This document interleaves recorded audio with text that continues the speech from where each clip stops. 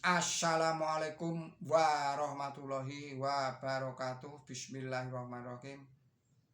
Kita lanjutkan kajian kita berjudul Ukhuwah Islamiyah di Tengah Arus Globalisasi oleh Hadzaruddin Mahmud. Allah berfirman, Bismillahirrahmanirrahim.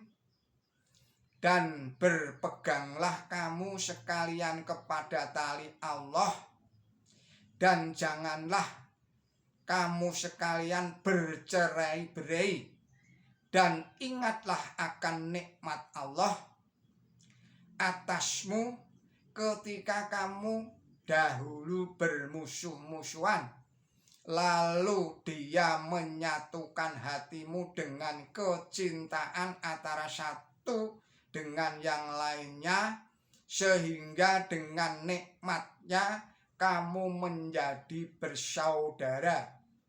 Surat Ali Imran ayatnya 104. Surat Ali Imran adalah surat nomor 3. Berbagai pembicaraan mengenai ukhuwah Islamiyah, integrasi dan solidaritas Islam hampir setiap waktu didengungkan di kalangan kaum muslimin.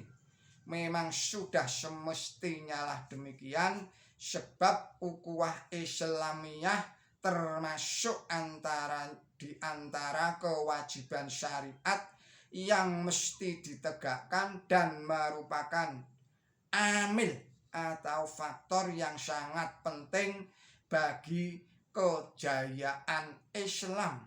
Namun di dalam usaha mewujudkannya, berbagai kendala sering menghadang para pelakunya, sehingga di antara kaum muslimin pun ada yang berpendapat bahwa upaya-upaya mengintegrasikan umat Islam dan menjadikan mereka betul-betul bersaudara adalah akan sia-sia belaka. Demikian ini adalah akibat pola berpikir dan berpandangan mereka yang dangkal sekali. Mereka menyaksikan waqiah atau kenyataan-kenyataan bahwa banyak sekali kelompok dan mazhab dalam umat Islam di dunia ini. Sebenarnya ikhtilaf dalam arti berbeda pendapat di dalam berihtihad dan pemikiran merupakan konsekuensi logis dari manusia sebagai makhluk ijtimai atau makhluk sosial.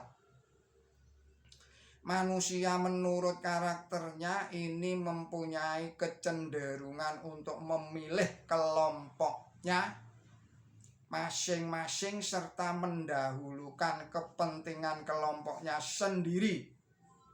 Namun manusia tidak mungkin hidup sendirian. Untuk itu tidak dapat menolak realitas akan perlu adanya kompromi, dan Islam sebagai agama yang sesuai dengan fitrah manusia dan bersifat mantiki atau rasional sebetulnya memberi dasar-dasar untuk bertindak menurut fakta sosial tersebut. Nabi suci Muhammad Shallallahu Alaihi Wasallam menegaskan bahwa perbedaan pendapat adalah rahmat, yang sudah barang tentu bahwa hal itu harus menjadi sarana untuk memperoleh kebaikan yang lebih berarti, bukanlah pertikaian ataupun permusuhan, apalagi pengkafiran sesama muslim dan permusuhan. Perlu kita pahami bahwa para anggota organisasi Islam dari berbagai mazhab manapun terutama para pemukanya berkewajiban mempergunakan jamaahnya sebagai alat merealisasikan kepentingan Islam secara luas dan konsekuen, di samping berbuat untuk kepentingan jamaahnya sendiri. Allah Subhanahu wa Ta'ala menjelaskan di dalam surat Al-Furqan bahwa mereka yang membagi-bagi atau memecah belah masyarakat Islam ke dalam berbagai golongan hanya untuk ramai-ramai dan saling membangga-banggakan golongannya sendiri, dihukumi sebagai musyrikin. Surat 30, yaitu surat Ar-Rum ayat 32 dan 33. Sedangkan syirik adalah dosa besar yang sukar diampuni oleh Allah Subhanahu wa Ta'ala. Quran suci surat An-Nisa ayat 117. Ini berarti bahwa permusuhan karena berbeda golongan atau madhab atau pemikiran atau pendapat atau yang pada dasarnya mereka berpegang dan berhujah dengan Quran dan Sunnah atau hadis dihukumi berdosa besar dalam ajaran Islam.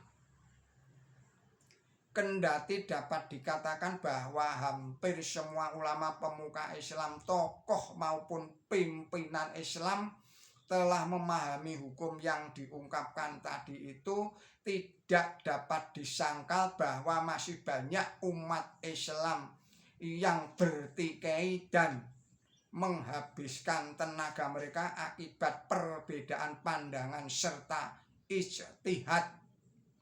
Padahal pada hakikatnya kesatuan batin serta persaudaraan umat Islam ini banyak bergantung kepada keberanian para pemimpinnya untuk menyatakan bahwa fanatisme kepada suatu golongan adalah haram hukumnya, sedang yang wajib adalah mendahulukan kepentingan Islam dan mempersatukan umatnya dalam ukhuwah Islamiyah. Di era globalisasi ini, permusuhan dan pertikaian sesama umat Islam sungguh sangat merugikan umat Islam itu sendiri, serta memberi peluang bagi musuh-musuh Islam untuk menerkam dari belakang. Demikian kajian dari